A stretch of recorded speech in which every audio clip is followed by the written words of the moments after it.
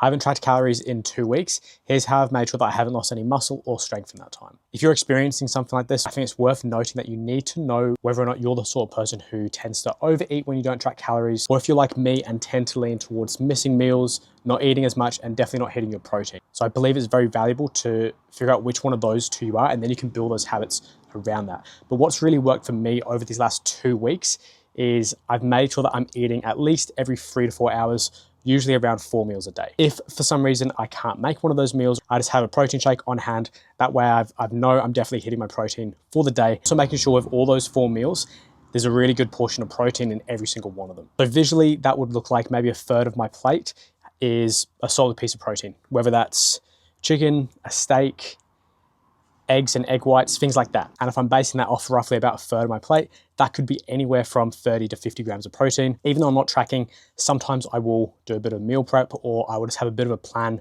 knowing that tomorrow I'm going to be eating XYZ for breakfast, lunch and dinner. An example of this is last night I had tuna and rice and veggies. I made 3 serves of it, so 1 for last night. I had 1 after training today, and then I've got 1 more for either dinner tonight or for tomorrow.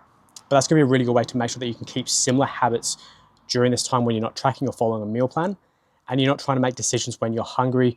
Maybe you have other things going on. It makes things a lot easier for you.